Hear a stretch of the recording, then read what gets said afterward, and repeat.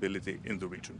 Now, coming to the summit, I think it is very encouraging that we have all agreed to a significant increase in our defense spending. I have been a strong proponent of the need for Europe to step up our military spending and take more ownership over our own collective defense. Greece is a country which is currently spending more than 3% on defense, and we have consistently exceeded the 2% threshold, even during the very difficult times of the economic crisis. So I welcome the decisions taken by the summit.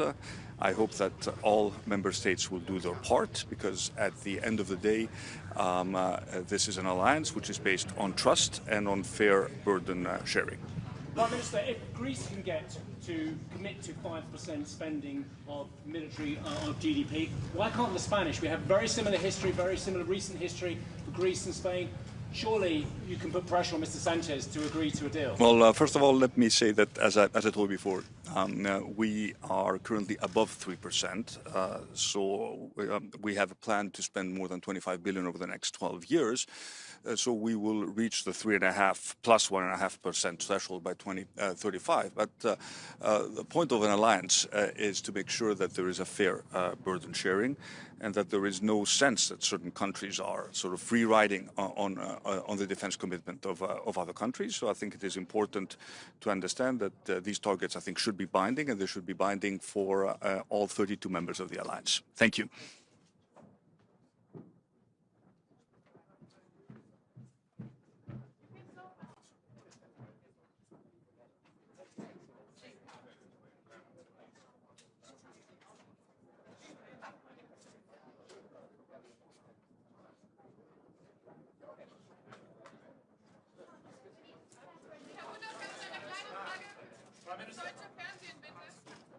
I think you prefer the German Chancellor.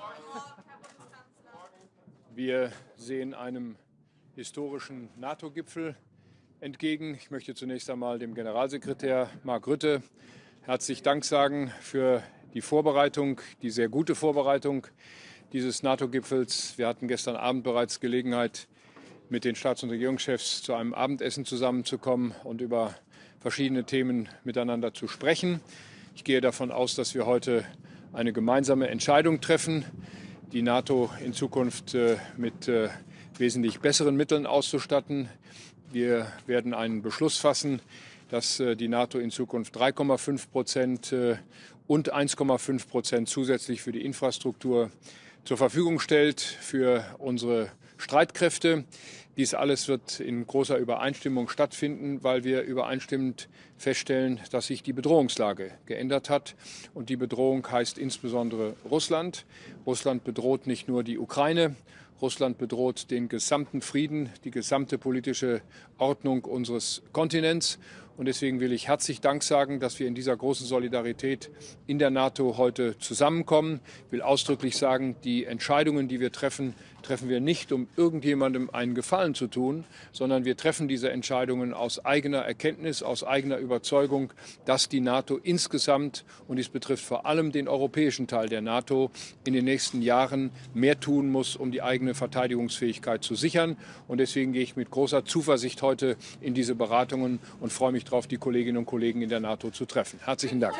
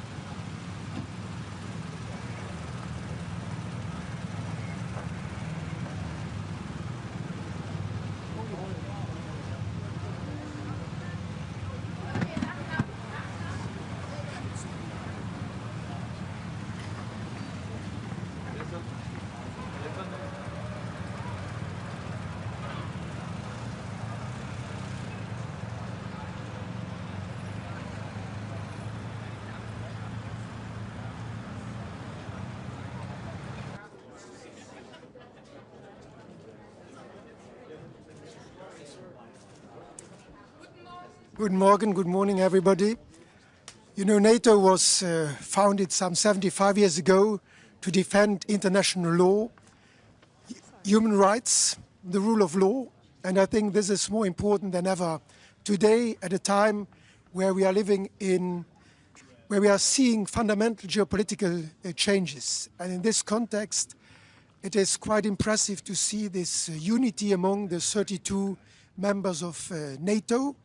I think Europe needs to be a strong pillar of NATO, and that is why, independent of percentages, it is important that we strengthen our military capacities, but moreover, our general security. That goes cybersecurity, our competence to manage space, satellites, and indeed my country, Luxembourg, has some know-how in that area. So we need to put everything together so that tomorrow NATO will be a strong defense alliance, make sure that we can protect the way of life of our citizens, and to do that together with the United States is of course an asset, because there are many around us who do not like the way of life we have. So I'm happy to be here and to support this common effort for more security. How truly committed is Donald Trump to NATO, you think? The fact that the President of the United States is here today is a strong commitment, I think, to NATO. But he keeps threatening to pull out from his NATO obligations. I'm here to listen to the President of the United States and to all of the other colleagues. Being together is already something important that we witness here today. Wie weit muss man gehen, Donald Trump zu schonen, der die Europäer eigentlich verraten? Wir sollten nicht nur nach Amerika schauen, wenn wir über unsere eigene Sicherheit nachdenken. Rund um Europa gibt es vieles, was nicht in Ordnung ist zurzeit.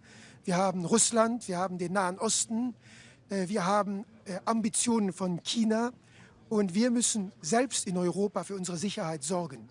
Natürlich ist, was in Amerika geschieht, wichtig für die Allianz, aber selbst ohne diese unterschiedlichen Positionen haben wir die Sorge, dass wir die Lebensweise, die Lebensart der Europäer, Rechtsstaat, Freiheit, Frieden, die müssen wir absichern, und darum geht es bei diesem NATO-Gipfel. Frieden, Belgien und Spanien scheinen eine eigene Auslegung vom 5%-Ziel zu haben. Wie viel Flexibilität braucht man? Der Weg zu diesen Ausgaben, den muss jeder Staat selbst beschließen. Und ich glaube, das, was NATO-Generalsekretär Rutte Spanien geschrieben hat, gilt natürlich für alle. Das heißt, jeder muss souverän, eigenständig seinen Weg zu diesen militärischen Kapazitäten und allgemein zur Sicherheit festlegen. Wir haben 10 Jahre, um das zu tun. Und ich glaube, da muss jeder seinen Weg finden, auch angesichts seiner geografischen Lage und seiner Geschichte. Vielen Dank.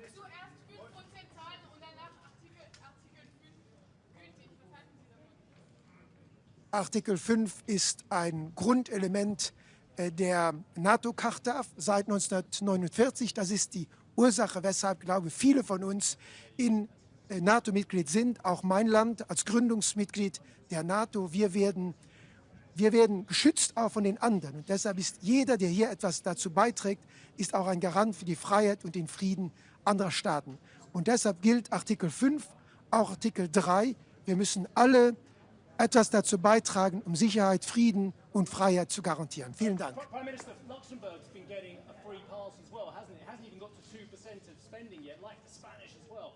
Why hasn't Luxembourg got to 2% spending? And what are the hopes to get to 3.5%, sir? My government has decided to, like some others, to spend 2% by the end of this year. So we are in line with many others.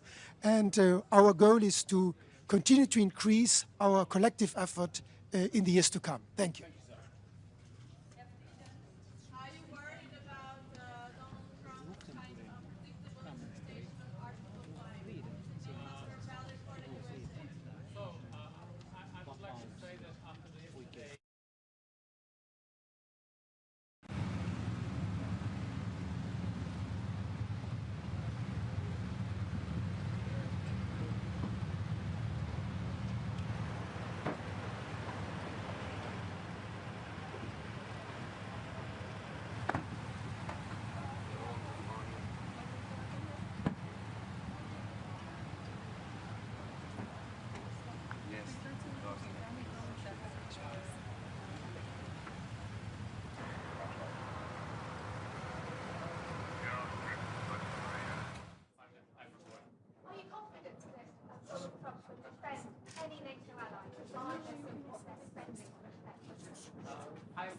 but I'm afraid that the Russia might have soon, so we have to get ready and spend 5% of spending on Russia. So, thank you very much. Goodbye. Bye. Have a nice day.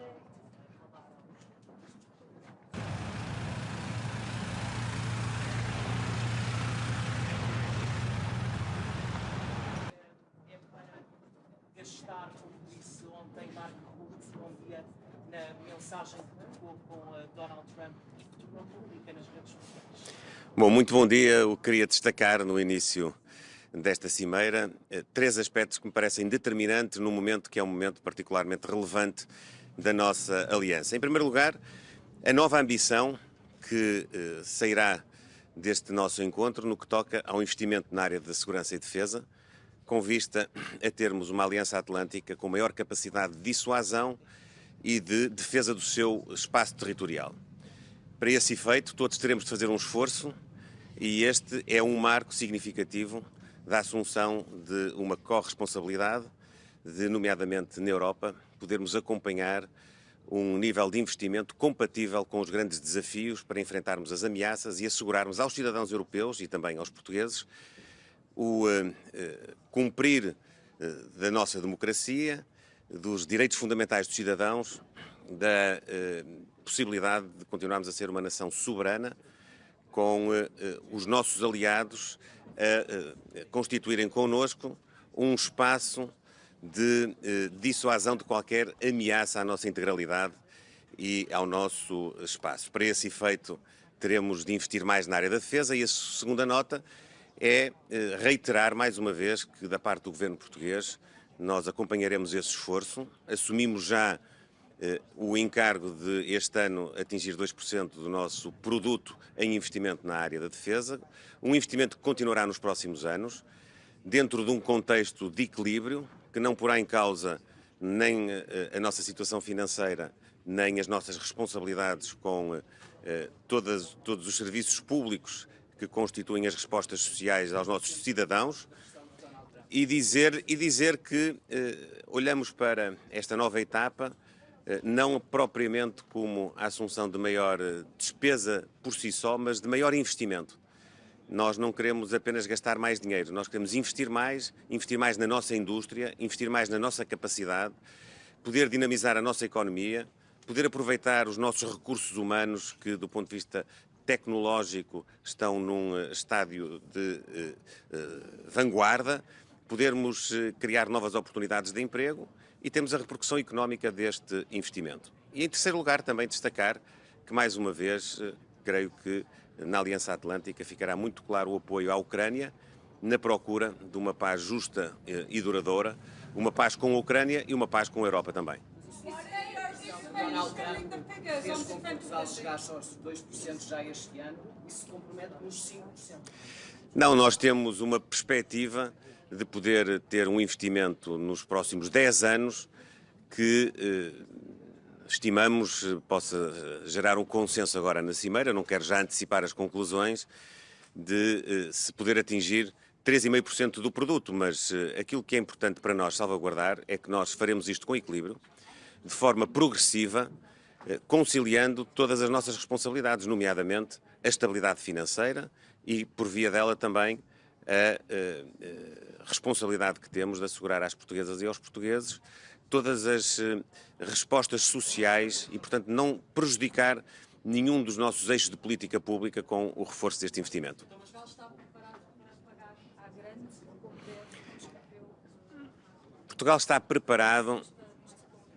Portugal está preparado para ser parte de uma cimeira que marca uma nova fase, que garante a unidade da Aliança Atlântica, que garante a solidariedade entre a Europa, os Estados Unidos, o Canadá, que garante que nós, em conjunto, poderemos continuar a assegurar aos nossos cidadãos que os seus direitos, liberdades e garantias estão salvaguardados, que podemos ter as nossas democracias a funcionar e que podemos ter uma capacidade coletiva de enfrentarmos as ameaças que pairam sobre nós a vários níveis, não só do ponto de vista territorial, mas também do ponto de vista tecnológico. Nós hoje temos ameaças que são mais difíceis, muitas vezes, de percepcionar, mas que todos os dias temos diante de nós, nomeadamente no ciberespaço, nomeadamente naquilo que são hoje contextos de perturbação do normal funcionamento dos regimes democráticos e que existem efetivamente, e para enfrentar essas ameaças nós precisamos desta solidariedade. Muito obrigado e bom trabalho. Obrigado.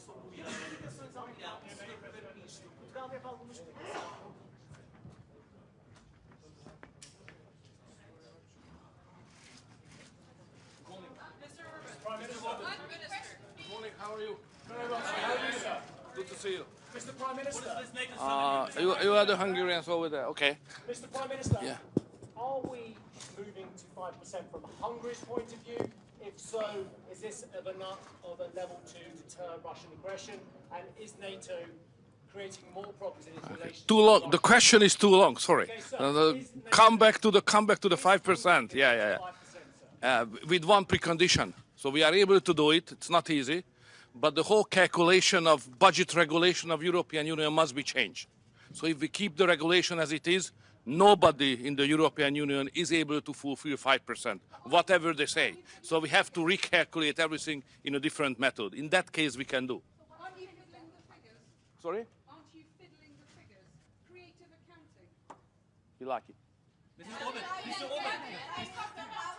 Orban, isn't it concerning that our global security depends on one man's ego, Donald Trump's? I don't think so. The international order is more based on common sense. And the President of the United States is a man of the common sense. As you have seen just recently, to manage the conflict between Iran and Israel. So he's the man of common sense.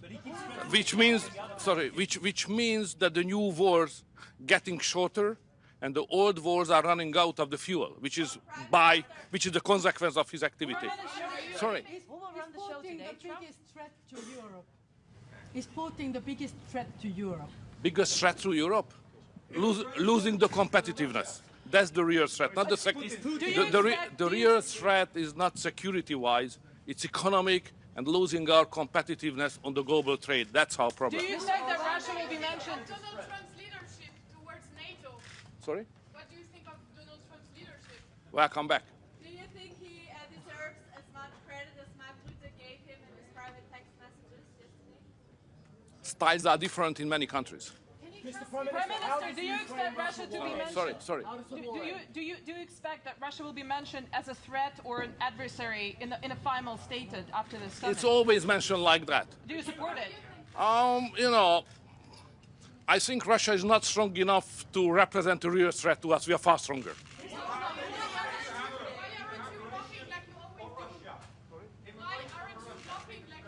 Blocking what? No, we don't block it.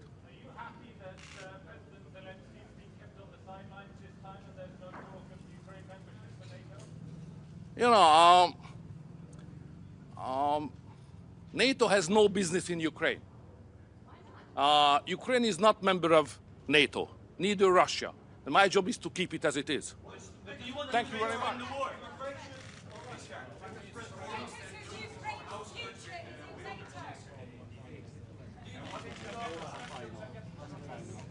Good morning. It's always good to talk after Victor. First of all, I would like to say that this is a very important meeting, and this is not about the technical details or about the decisions of secondary importance. I think we should choose the motto, make NATO great again. And in the center of this ambition is 5% level of spending. 5% do not deter.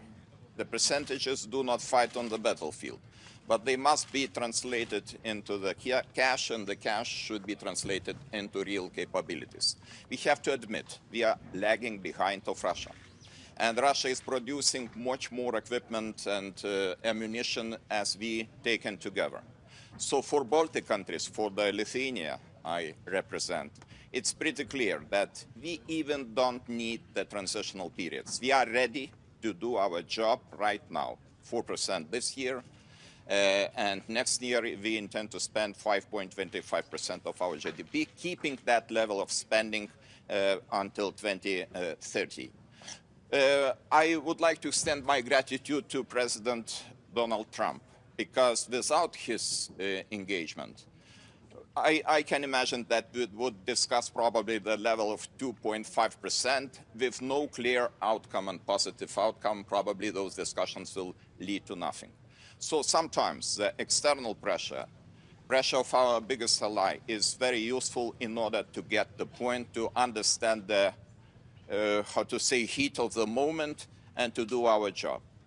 Why we need 5% in my country? We need in order to modernize our army, to create the national division, and to be ready to grant the best conditions for our allies, for our best friends and allies, Germany, United States. The 1,000 soldiers are stationed in Lithuania, United States soldiers.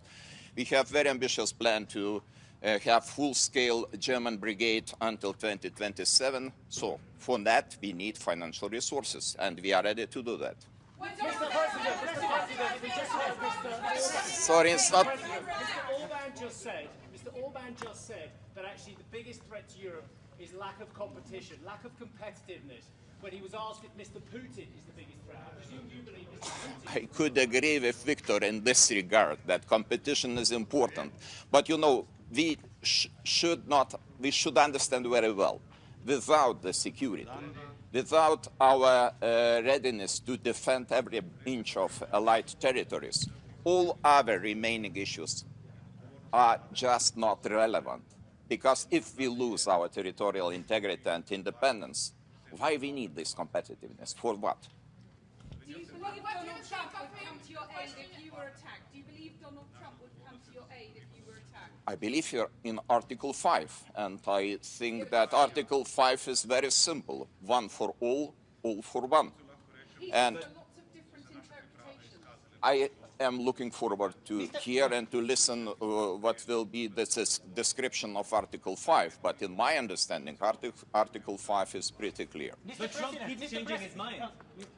I don't think so, and I really appreciate the President Trump. If he would not interested in the future of the NATO, why he would push these 5% on the table?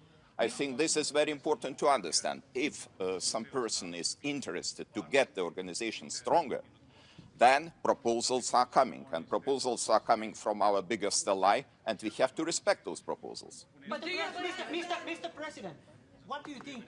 What is your assessment? Why Russia poses so big threat to us now? What are Mr. Putin's goals at the moment? Let's go to the year 2007-2008. Mr. Putin said that the largest tragedy of 20th century was the collapse of Soviet Union. And if you listen what he's saying carefully, you will explain all the activities we faced in the recent decade, starting from Crimea, going to the war in Ukraine, and of course these threats. These threats are around us. And of course we should talk not only about Ukraine, Middle East, incidents in the Baltic Sea, almost everyday incidents, attacks against the critical infrastructure. This is our reality. This is our business as usual.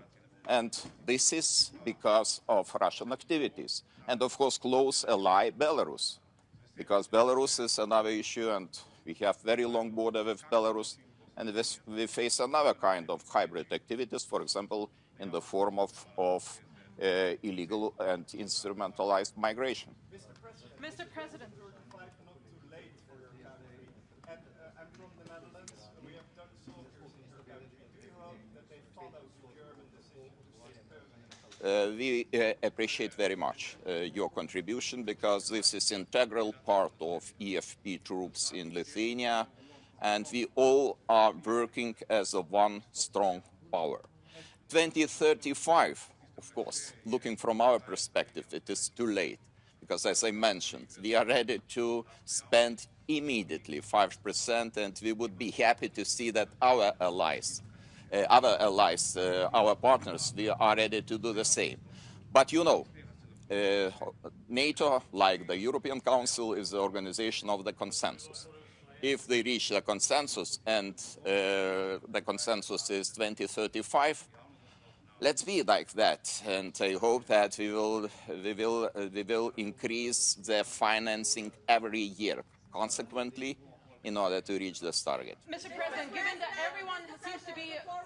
As a forerunner on defense spending, how concerned are you about the flexible interpretation of the 5% target from Spain and Belgium? Do you think this can actually jeopardize the declaration? I read the sentence. Allies are obliged to spend 5%, 3.5% on the core defense spending, 1.5% on additional infrastructure spending, and to do that until 2035. And I cannot see any interpretations in the text. We all are obliged, and this is our common duty, to do the best. We should just make organization capable to withstand the pressure, not necessarily only the pressure of Russian Federation, but also the pressure of some other hostile nations. So they have better seats than I do. Mr. President, what are you telling the Prime Minister about your goals for NATO and Article 5 today? We're with them all the way. I mean, if you take a look at the numbers, we're with them, and they have very big things to announce today. I don't know if you've taken the vote or you're going to take the vote, but I've been asking them to go up to 5% for a number of years, and they're going up to 5%. That's a big, from 2%. And a lot of people didn't even pay the 2%. So I think that's going to be very big news. NATO is going to become very strong with us, and I appreciate doing it. Perhaps you want to talk about it. Absolutely. Let me first, before I go to the spending, I just want to recognize your decisive action on Iran. Thank you. You are a man of strength, but you're also a man of peace. And the fact that you are now also successful in getting this ceasefire done between Israel and Iran, I really want to commend you for that. Thank you. And I think this is important for the whole world. Then on spending, it's absolutely true. I want to state here, without President Trump, this would not have happened. In 3 stages. When you became president in 2016, 2017, you forced Europeans and Canadians to pay more. At this moment, the result of that phase is 1 trillion extra aggregate defense spending by the Canadians and the Europeans. Then came phase 2, when you became president in January last year. Phase 2 is that all the countries not yet on 2% have now committed to the 2%. This is the old goal from Wales in 2014. 7 were not on 2%, some were saying somewhere in the 2030s. Now this year, all of them, including Canada, including Italy, including Belgium, they have all now committed to the 2%. And now comes the big splash. Today, we will decide to go to 5%. We have to keep ourselves safe from our adversaries, but also because it is fair to equalize with the United States. With this 5%, the Europeans and the Canadians will equalize their defense spending with the United States. So this is not about American taxpayers paying more. This is about Europeans, Canadians paying more. And again, this would not have happened. I'm really saying this here. And some people might criticize me, but then when I speak with them, they all say, yes, you're right. This would not have happened if you would not have been elected in 2016 and re-elected last year and back into office in January. So I want to thank you. Well, thank you very much. It's a great victory for everybody, I think. And we will be equalized very shortly, and that's the way it has to be. And it's going to be a lot of money, too, a lot of defense. Trillions extra. Yeah, and we have a great relationship, and we've had a great relationship from the beginning. Highly respected man, and yeah, we appreciate you being here too, everybody. We really do. We have a tremendous group of people on my left and a tremendous group of people on my right. They might be even better than my people. I don't know. Let's have a fight. Let's figure it out. Anyway, but we appreciate it, and we've had a tremendous relationship, Mark and I, and we've really worked on this subject for a long time. Yeah.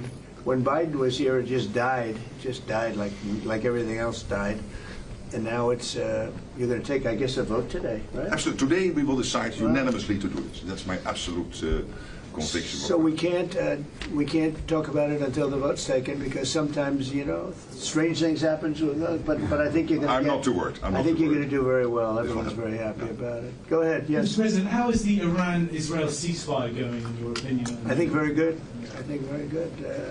Israel came back yesterday. I was so proud of them because they came back. You know, they went out because they felt there was a violation. And technically they were right, but it just wouldn't have worked out very well. And they brought the planes back. They had gone on to another journey because there was a little bit of a violation. And I said, you got to get them back. And they came back, and it was a great thing. And it's going very well. Mr. President, what are your sort of response to the Foreign Minister saying he still wants to enrich nuclear? Hello, Katie. She's so great, this one. Any question she asks, I'll answer. Well, maybe I better not say that. What was your question? What is your response to the Iranian Foreign Minister continuing to say Iran will enrich uranium and pursue nuclear weapons? Well, I don't know if they've said that, but I'll tell you, the last thing they want to do is enrich anything right now. They want to recover. And we won't let that happen, number one. Militarily, we won't. I think we'll end up having somewhat of a relationship with Iran. I see it. Look, I've had a relationship over the last 4 days. They agreed to the ceasefire. And it was a very equal agreement. They both said, that's enough. They both said it. But no, they won't do that. The last thing they want to do, Katie, is enrich. They're not looking to, they're not, can you imagine after all of that, they're going to say, oh, let's go and do a bomb. You know, there could be a day in the future, and then somebody else taking our place will be saying, don't do it. And maybe they won't do it as well, I don't know. But they're not going to have a bomb, and they're not going to enrich. And we believe all of the stuff is down there. We don't think they had nearly the time, because to get that out is a very difficult thing. It's not like moving a package or taking this carpet up and moving it. It's very difficult. It's very dangerous to do. We believe it's all down there. We had a tremendous victory, a tremendous hit, and because of that, I don't think they would have been down there, because they knew we were coming. When they know we're coming, they're not going to be down in that, 30 stories underground. So. No, I think it was just a tremendous victory for everybody, including Iran. Look, they've got a country, and they've got oil, and they're very smart people, and they can come back. Israel got hit very hard, especially the last couple of days. Israel was hit really hard. Those ballistic missiles, boy, they took out a lot of buildings, and they've been great. Bibi Netanyahu should be very proud of himself, and they've really been great. But they're not going to be building bombs for a long time. Mr. President, what's your reaction to the intelligence reports saying that the Iranian nuclear sites were only partially devastated, not entirely? Yeah, well, they said it was actually, the report said it could have been they don't know. I mean, they did a report. I could have Pete talk to it because his department did the report. They really don't know. I think Israel's going to be telling us very soon, because Bibi is going to have people involved in that whole situation. We hear it was obliteration. It was a virtual obliteration. When you take a look at the ground above, don't forget, the flame is all underground. But everything above, if you look at the before and the after picture, everything above is burned black. The trees, everything. There's one building, but that's a building that sunk substantially into the granite, so that, the fire goes right over it. I believe it was total obliteration. I believe they didn't have a chance to get anything out because we acted fast. If it would have taken 2 weeks, maybe, but it's very hard to remove that kind of material. Very hard and very dangerous for them to remove it. Plus, they knew we were coming. And if they know we're coming, they're not going to be down there. There aren't too many people that are going to be down there. Pete, do you have something to say about that? Well, Mr. President, when you talk to the people who built the bombs, understand what those bombs can do, and deliver those bombs, they landed precisely where they were supposed to. So it was a flawless mission. Flawless. Right down where we knew they needed to enter. And given the 30,000 pounds of explosives and capability of those munitions, it was devastation underneath Fordo. And the amount of munitions, 6 per location, any assessment that tells you it was something otherwise is speculating with other motives. And we know that because when you actually look at the report, by the way, it was a top secret report, it was preliminary. It was low confidence. All right, so this is You make assessments based on what you know. And it said it could be very devastating, very serious. Moderate to severe, and we believe far more likely severe and obliterated. So this is a political motive here. Is there a leak investigation? Of course. We're doing a leak investigation with the FBI right now because this information is for internal purposes, battle damage assessments, and CNN and others are trying to spin it to make the president look bad when this was an overwhelming success. We had a tremendous success, and this is the New York Times. I call it the failing New York Times. It's going to hell. And CNN, which, as you know, very few people are watching. And you would think they'd do the opposite. You would think they'd want to say, this was an unbelievable success. And the thing that hurts me is it's really demeaning to the pilots and the people that put that whole thing together, the generals. That was a perfect operation. And when you look at the holes, and this was done from 52,000 feet, there was no moon, there was no light, and those 3 holes are right together. And also, and nobody talks about this, we shot 30 Tomahawks from submarines, in particular one submarine, but that was 400 miles away. Mm-hmm. And every one of those Tomahawks hit within a foot of where they were supposed to hit, took out a lot of buildings that Israel wasn't able to get. We took them out with Tomahawks. We don't even talk about that. This was a devastating attack, and it knocked them for a loop. And you know, if it didn't, they wouldn't have settled. If they had won, if we didn't take it out, they wouldn't have settled. Somebody mentioned that to me last night. If that thing wasn't devastated, they would have never settled. Marco, do you have something to say? No, first of all, on the stuff about the intelligence, this is what a leaker is telling you the intelligence says. That's the game these people play. They read it, and then they go out and characterize it the way they want it characterized, and they're leakers. This is the game they play. So that's number one. Number two, here's a fact. The conversion facility, which you can't do a nuclear weapon without a conversion facility. We can't even find where it is, where it used to be on the map. You can't even find where it used to be because the whole thing is just blackened out. It's gone. It's wiped out. It's wiped out. Then we dropped 12 of the strongest bombs on the planet right down the hole in 2 places. Everything underneath that mountain is in bad shape. And I refer you to the statement of the IAEA, Mr. Grossi. Yes. You know what he said? He said there was Iran, the way it looked the day before the attack, and what their nuclear program looks like now. 2 very different things. They are way behind where they were just 7 days ago. Now, anything in the world can be rebuilt, but now we know where it is. And if they try to rebuild it, we'll have options there as well. But all this leaker stuff, these leakers are professional stabbers. That's what they are. They go out and they read this stuff, and then they tell you what it says against the law, but they characterize it for you in a way that's absolutely false. There's no way Iran comes to the table if somehow nothing had happened. This was complete and total obliteration. They're in bad shape. They are way behind today compared to where they were just 7 days ago because of what the president did. Marco, can I just alert you to one other aspect? So the great thing is you took out the nuclear capability of Iran. This was crucial. You did it in a way which is extremely impressive. But the signal sends to the rest of the world that this president, when it comes to it, yes, he is a man of peace, but if necessary, he is willing to use strength, the enormous strength of the American military. So I think that signal to the rest of the world, this is far beyond Iran, is extremely important. So let me also point us to that aspect of what happens. They went down, Iran went down to the site afterwards. They said it's so devastated, and they settled when they saw what we did to it. And frankly, if we didn't do that, they would have had a lot of ammunition to keep going. They wouldn't have settled. Somebody brought that up, and 2 Iranians went down to see it, and they called back, and they said, this place is gone. So it's just fake news by CNN, which has got no ratings. It's a failed network. Anybody here from CNN, by the way? Because you're a really disgraceful network. MSNBC, I think, is actually worse. But they're all pretty bad. But yours is good, Katie, I'll tell you. Mr. President, you know what Marco reminded me that he did such a nice job there? It was 9 years ago I had to debate this guy. He was not easy. I think he even got better. But when you were into your little thing, I said, this is when I had to debate this guy. You think it's easy to debate him? It's not easy.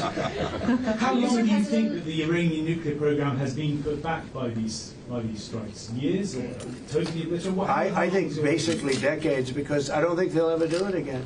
I just don't think they're going to do it. I think they're going to take their oil, they're going to have some missiles, and they'll have some defense. I think they've had it. I mean, they just went through hell. I think they've had it. The last thing they want to do is enrich. They've been trying to do it. By the way, it's hard to enrich. And, you know, when you look at a site like that, very, very hard to build. very, very hard, very expensive. They spent trillions of dollars trying to do this thing, and they didn't come up with it. And we're actually getting along with them very well right now. But had we not succeeded with that hit ended the war. That hit ended the war. I don't want to use an example of Hiroshima. I don't want to use an example of Nagasaki. But that was essentially the same thing. That ended that war. This ended that with the war. If we didn't take that out, they'd be fighting right now. Mr. President? Yeah. If the Iranians do rebuild, would the United States... If they rebuild? Would the United States strike again? And I have also Sure. a question about Russia. But I'm not going to have to worry about that. It's gone for years, years. Very tough to rebuild because the whole thing has collapsed. In other words, inside, it's all collapsed. Nobody can get in to see it because it's collapsed. You can't go in to see a room that has, 10 million tons of rock in it. And the tunnels are totally collapsed. But if they rebuild? Well, they've already looked at the tunnels. This was an unbelievable hit by genius pilots and genius people in the military, and they're not being given credit for it because we have scum that's in this group, and not all of you are. You have some great reporters, but you have scum. CNN is scum. MSDNC is scum. The New York Times is scum. They're bad people. They're sick. And what they've done is they're trying to make this unbelievable victory into something less. Now, even they admit that it was hit very hard, okay? But it wasn't hit hard. It was hit brutally, and it knocked it out. The original word that I use, I guess it got us in trouble because it's a strong word. It was obliteration. And you'll see that. And it's going to come out. Israel is doing a report on it now, I understand. And I was told that they said it was total obliteration. They have guys that go in there after the hit, and they say it was total obliteration. And I don't want it for me. I want it for the pilots. I want it for the military. They did such a good job. If you were in the Situation Room with me, with the generals and all of the people that did such a good job, and then they get demeaned by these idiots at CNN who can't get ratings, the place is dying, nobody wants to even waste their time going on their shows. So they form with the New York Times, who's dying also. Without Trump, you wouldn't have a New York Times. And then just changing gears to your meeting with Zelensky later today, can you give us any preview of what the two of you might be discussing? No, well, we'll discuss the obvious. We'll discuss his difficulty. He's got a little difficulty. Zelensky, he's a nice guy. I mean, I'm going to meet him today. I don't know. I assume we're going to be discussing Ukraine. Yes. And it seems like the most likely subject. Is there any restart talks there or anything that you might do? Well, we're going to see. I mean, I've spoken to Putin a lot, and he actually was very nice. He volunteered help on, as you know, on Iran. I said, no, I don't need help on Iran. I need help on Russia. Okay? I said, do me a favor. Help us on Russia, not on Iran. But he was very nice. We're going to talk about that. We're going to talk. I think progress is being made. I think great progress is being made on Gaza. I think because of this attack that we made, I think we're going to have some very good news. I was talking to Steve Witkoff, who, by the way, is terrific, and who knows more about this subject than anybody, the subject of what we were just talking about. He was on last night with Jesse and with Laura and with Sean. And boy, Susie, he has a great take on it. He just explains it so easily. He's really very knowledgeable. But he did tell me that Gaza is very close. Mr. President, one follow-up on Iran. Both you and Secretary Rubio and Hegseth mentioned the leakage. But can you clarify, is the intelligence correct or is the intelligence wrong? Well, the intelligence was very inconclusive. Okay. The intelligence says we don't know. It could have been very severe. That's what the intelligence says. So I guess that's correct. But I think we can take that we don't know. It was very severe. It was obliteration. And you'd think that a media outlet would say, isn't that a great thing? I mean, more importantly for the pilots, for the military, you take their guts out. You take their absolute guts out. They had a tremendous attack. It was a complete obliteration. The other team, the other group, Iran, said, let's stop this. And you know what? Israel said it too. Very smart. They fought like hell, and then they said, let's stop. And they're going to build themselves. And I really see it as sticking. I mean, we may do papers on it, Marco. Maybe we're going to do papers. I don't even know if you need them. They're not going to be fighting each other. They've had it. They've had a big fight, like two kids in a schoolyard. You know, they fight like hell. You can't stop them. Let them fight for about 2-3 minutes. Then it's easier to stop them. And then Daddy has to sometimes use strong language to You have to use stop. strong language. Every once in a while, you have to use a certain word. I think we have to join the others. Yes, we're going to join some other group. Yes, thank you. Katie, one last question. Do you believe she's so good. That's the only reason I tell you. Thank you, Mr. President. She used to be very difficult, but now she's... Go ahead. Do you believe that this strike on the Iranian nuclear program will lead to the release of the hostages in Gaza? I think that it helped a little bit. It showed a lot of power. Yeah, I think it helped, but we're going to get separately, even before this, we were very close to making a deal on Gaza. I think this helped, yes. Okay, thank you, Kate. Thank you, Thank you, everybody. Thank you, Press. Thank you. Let's go. Come on, guys. Thank you, Press.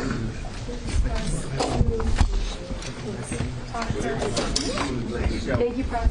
Thanks, guys. Standing back at the door.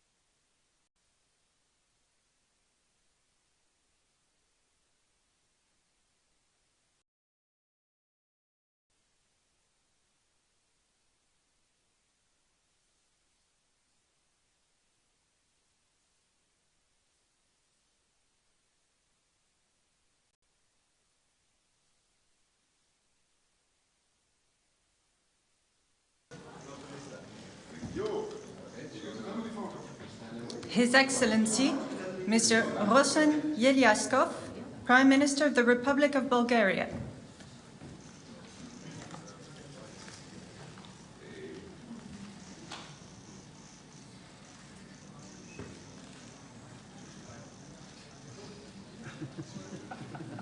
Her Excellency, Ms. Gordana Siljanovska-Dovkova, President of the Republic of North Macedonia.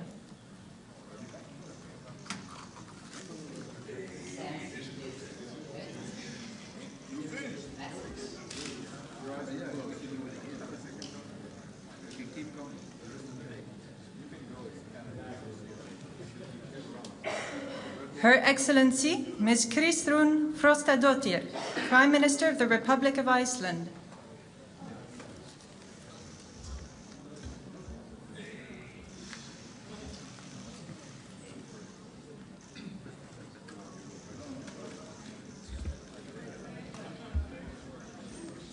The Right Honourable Mark Carney, Prime Minister of Canada.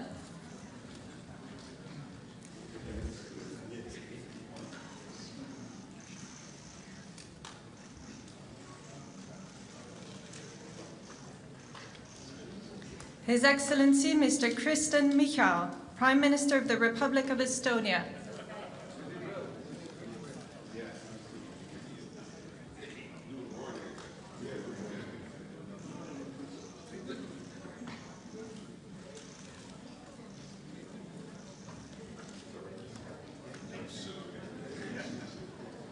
His Excellency Mr. Peter Pellegrini, President of the Slovak Republic.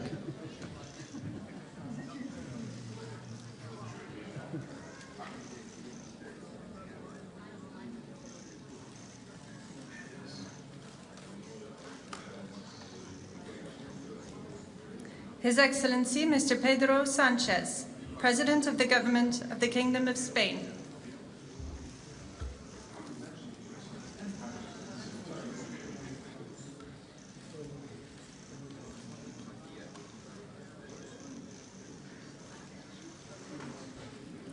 His Excellency Dr. Robert Golob, Prime Minister of the Republic of Slovenia.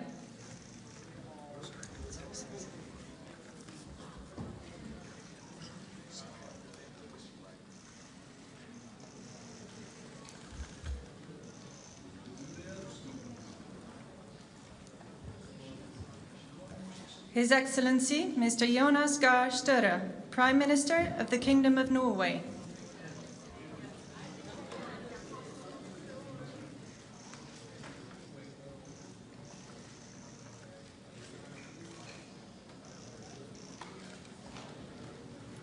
His Excellency Mr. Edi Rama, Prime Minister of the Republic of Albania.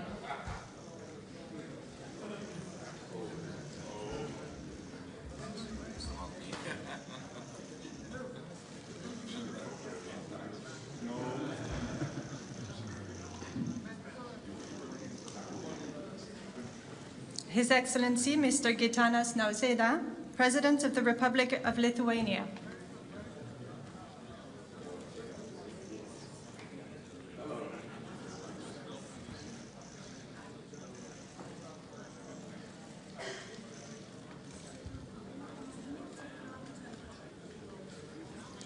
His Excellency Mr. Andrzej Duda, President of the Republic of Poland.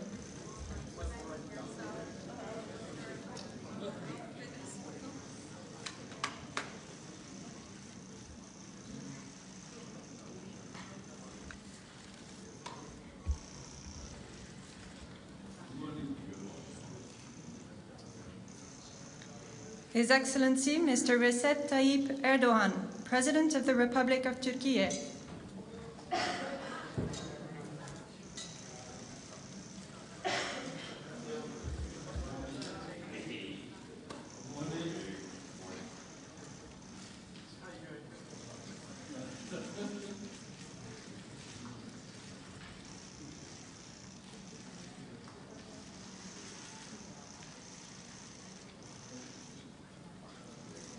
His Excellency Mr. Edgars Rinkēvičs, President of the Republic of Latvia.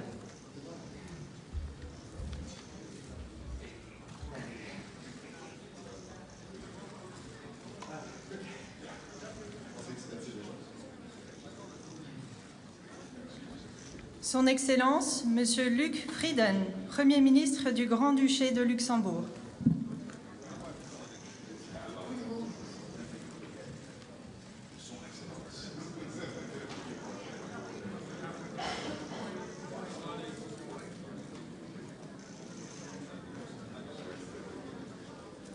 His Excellency, Mr. Luis Montenegro, Prime Minister of the Portuguese Republic.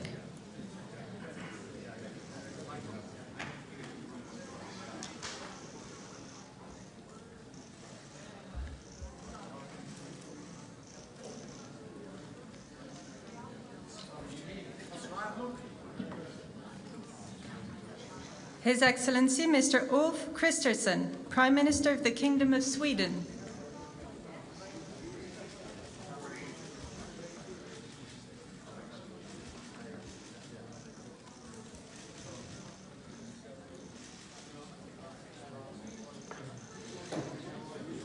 His Excellency, Mr. 𝗟𝗶𝘃𝗲, President of Montenegro.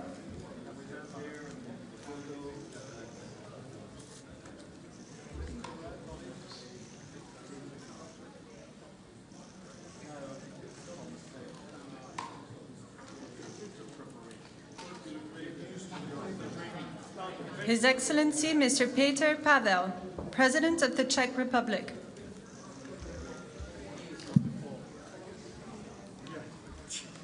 Thank you for that advice. Just as I'm going up. We'll trip your 2 days and whatever, so that makes things easier.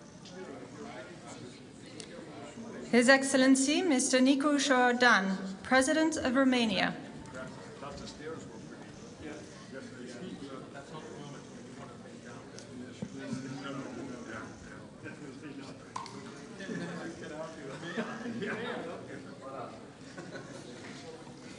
The Right Honourable Keir Starmer, Prime Minister of the United Kingdom of Great Britain and Northern Ireland.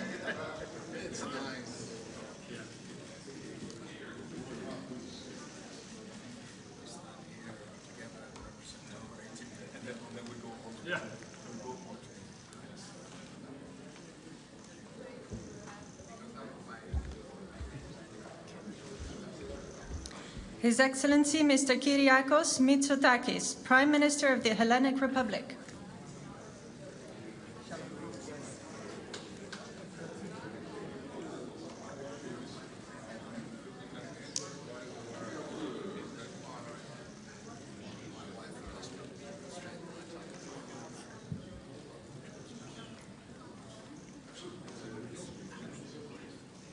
His Excellency, Mr. Alexander Stubb, President of the Republic of Finland.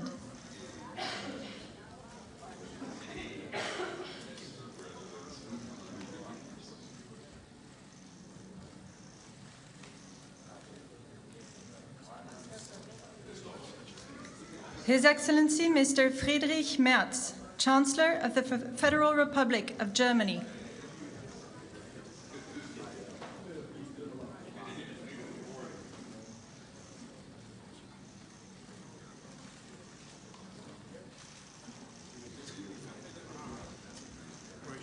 Her Excellency, Ms. Mette Frederiksen, Prime Minister of the Kingdom of Denmark.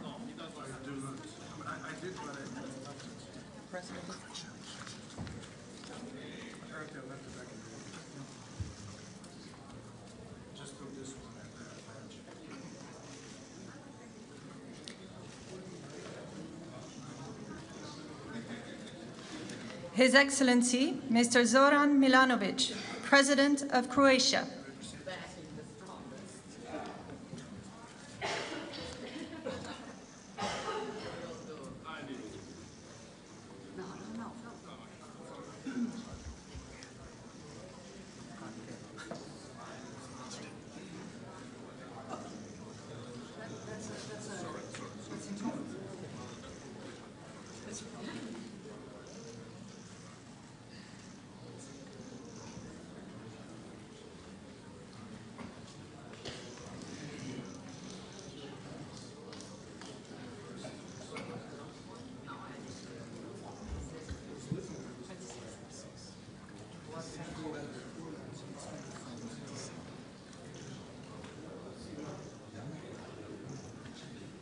His Excellency Mr. Viktor Orbán, Prime Minister of Hungary.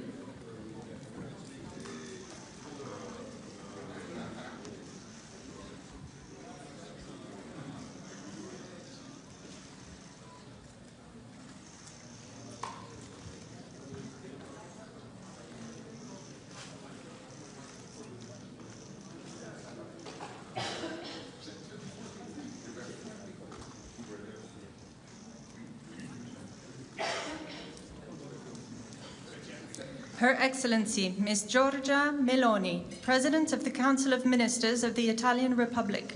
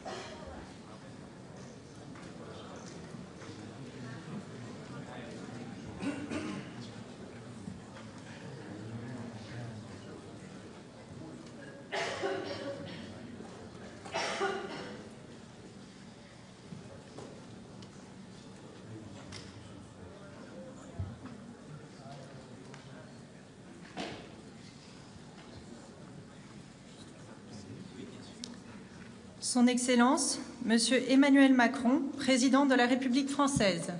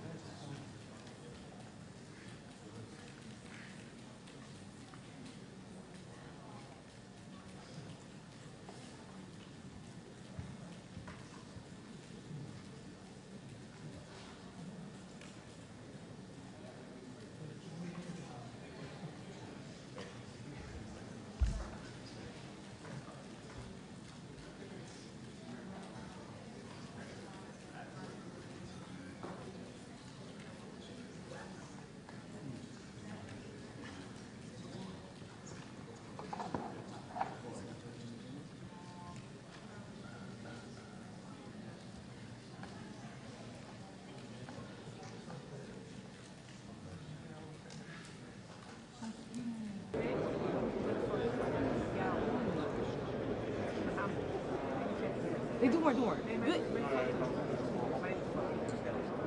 Hier heb je mijn fototoestel. Ik ga er naar achter dat ik een beetje in het licht sta. Dat is fijn. Oh. Mevrouw, sorry, maar heeft u een badge? Even kijken, heeft u een goede teken? Nee, maar gewoon er tussendoor, dat maakt niet uit. Dan een stukje door. Ik kan hier heel lang. Ja.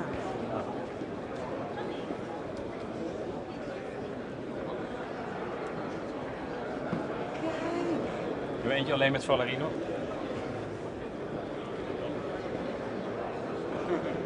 Doe maar licht. Nee. Oh, dat verandert. Ja. iPhone kan alles.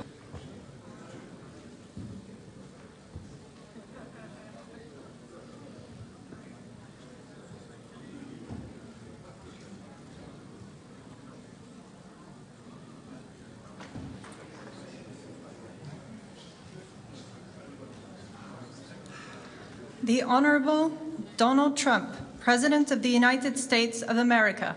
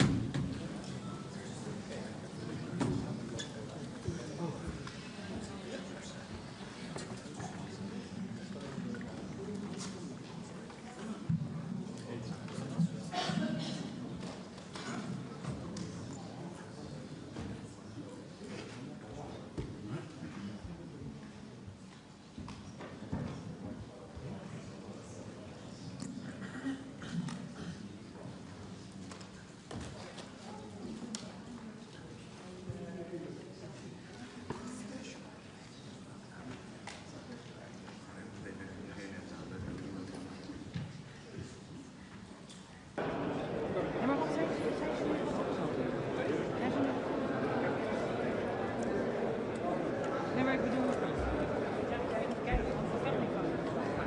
Ja.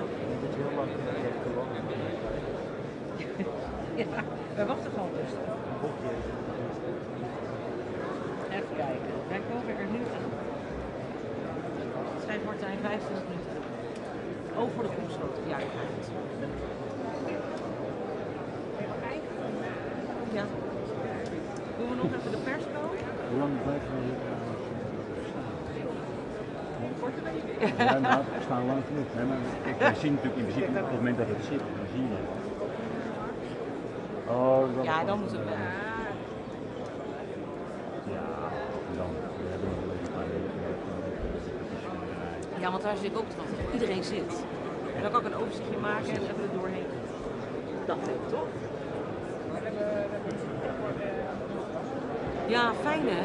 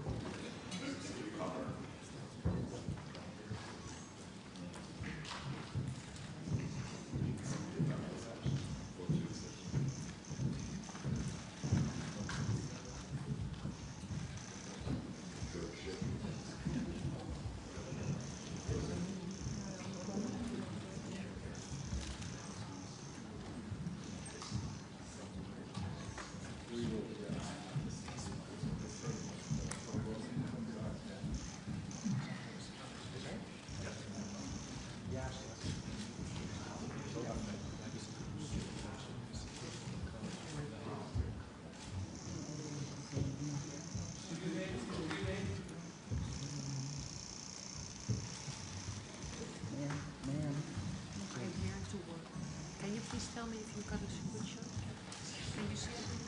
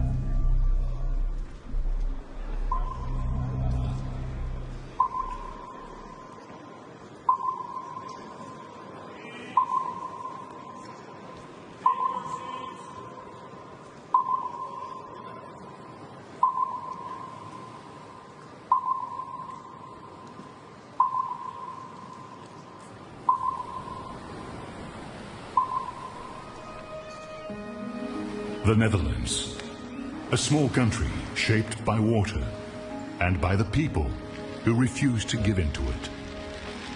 For centuries, the Dutch have battled water as generations stood united against this force, because safety isn't a given. It's something you build together. In 1949, we stood at the cradle of NATO, bound by the belief that peace is protected. Bound by the belief that peace is protected through unity and strength. Since then, NATO has shielded us, sparing 3 Dutch generations the horrors of war. As the Dutch unite against the sea, NATO allies unite to share the burden of defense and security. With deeper commitments and collaboration, we stand even stronger. Backed by partners around the world, 32 nations stand as one. We stand firm against our foes, on land, at sea, in the skies, in space, and cyberspace. Peace is our purpose, deterrence our shield, readiness our promise. NATO is not just about nations, it's about people, leaders, soldiers, citizens, each playing their part to protect the life we've built for ourselves and future generations. NATO, security through strength.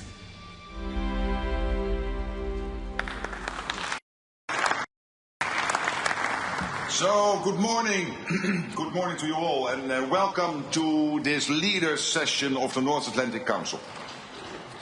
We meet at a dangerous moment for our 1 billion citizens. Russia's war against Ukraine rages on. An assertive grouping of adversaries seeks to divide and challenge us.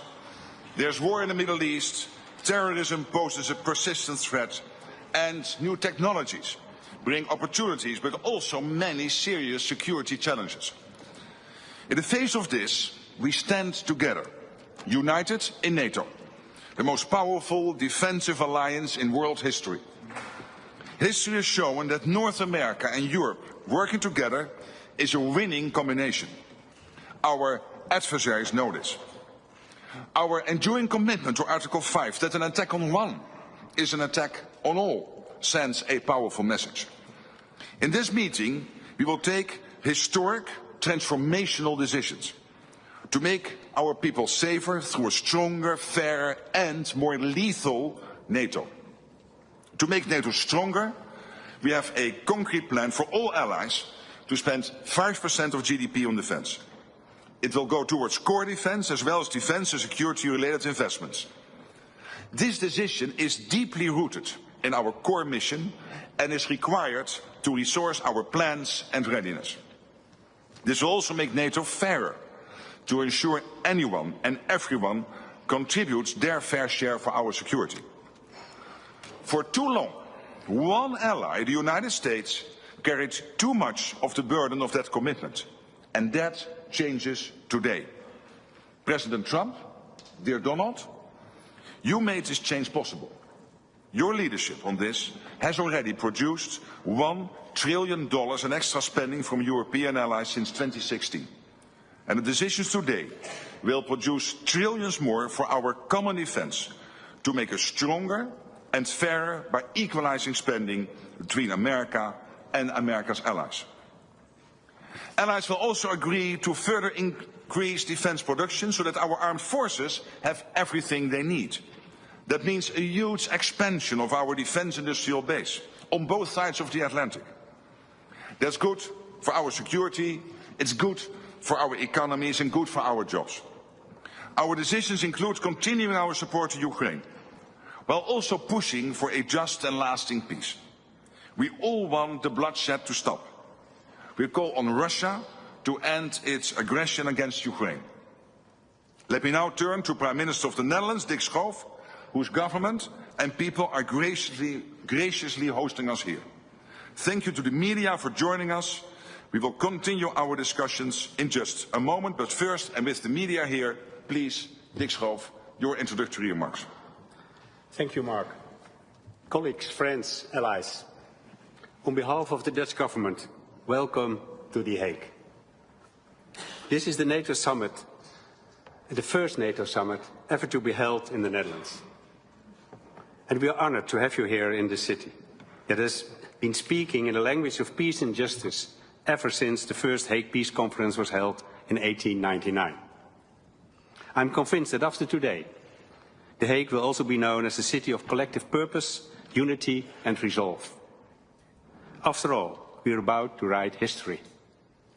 We are about to make decisions leading to an unprecedented increase in our collective defense spending and a new financial balance in our alliance. Both are urgent, both are necessary, and both will help make our transatlantic bond even stronger, so we can do justice to our founding principles of democracy, liberty and the rule of law, as laid down in the Washington Treaty. The last NATO event held in The Hague was a foreign minister meeting in 1989, just as the Iron Curtain was beginning to break apart on the eve of the Cold War's end. And for a period, we hoped and believed that relations with Russia would continue to thaw. But the end of history turned out to be an illusion. An illusion that was shattered for good when Russia brutally invaded Ukraine. So today, there is a renewed awareness in our ranks that peace cannot be taken for granted, that it must be protected constantly and with conviction. And yes, peace comes at a cost. We must act on this swiftly and decisively. So let's stand united and embrace the Hague Defence Investment Plan. Let's go to work and write that history today. Thank you.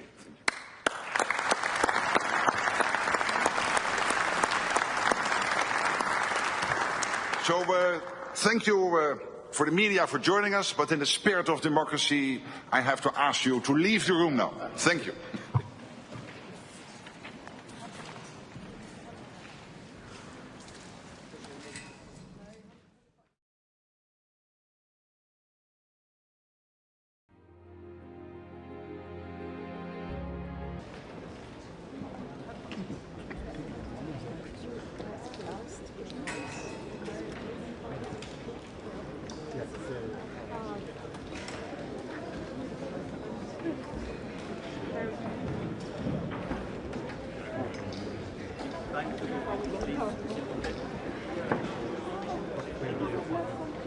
Voilà, vous voyez, on peut partir.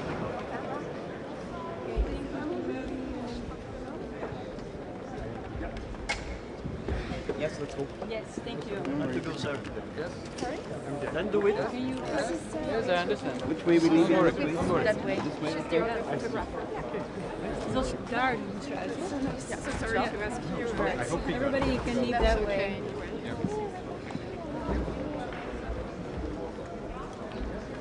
Please pack your stuff now.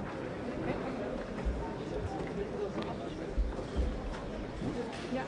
Ja, je moet.